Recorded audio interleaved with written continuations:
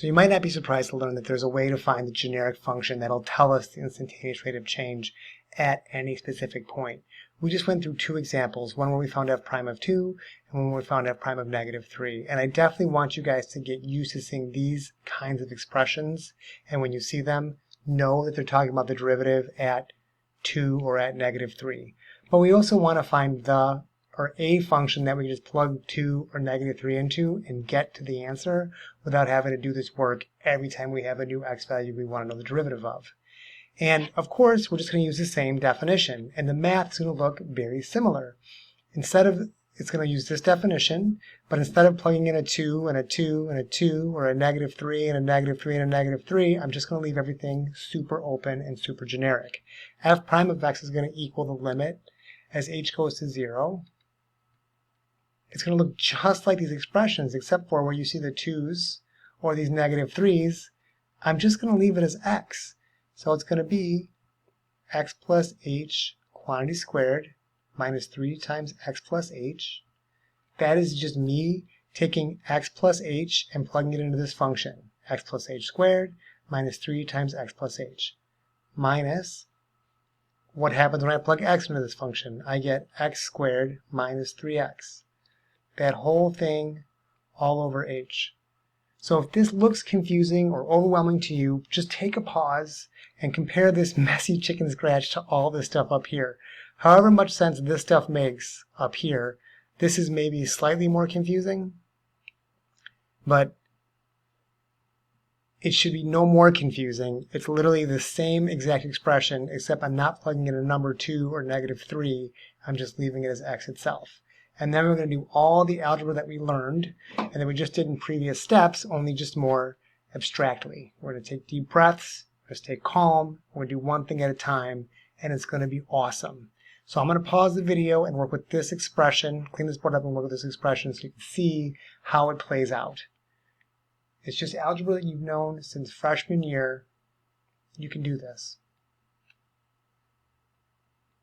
So using that definition, this is an instruction for me to go to the function named f and replace every x with x plus h. So I'll have the limit as h goes to 0 of x plus h quantity squared minus 3 times x plus h. And then I'll subtract whatever the function was in the first place. So I'll subtract x squared minus 3x. That entire expression will be over h.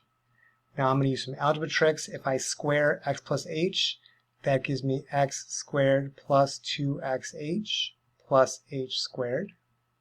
This is important. Don't forget that guy.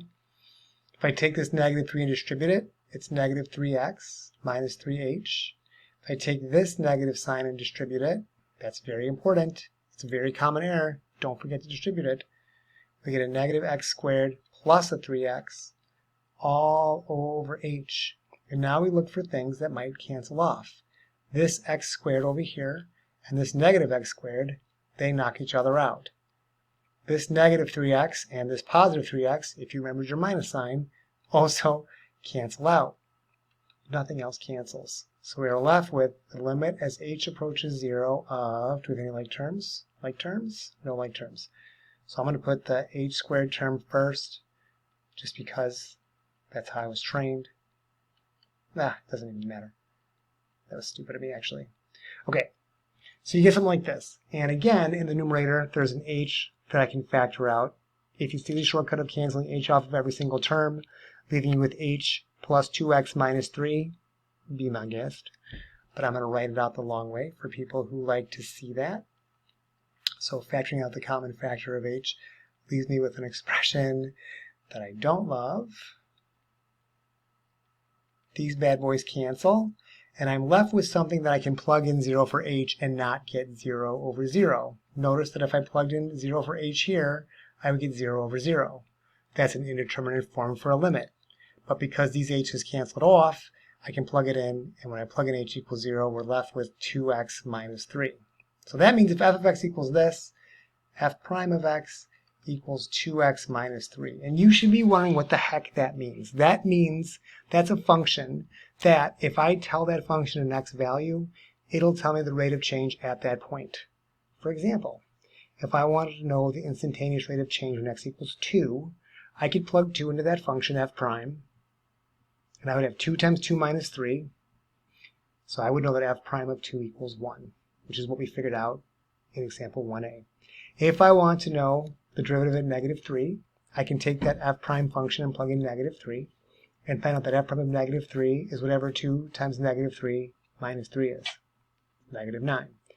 So this is a generic function that will tell me the instantaneous rate of change for any x value of this specific function. It's pretty powerful mojo, and there's a shortcut in there that I hope you uncover, but I don't want to tell it to you.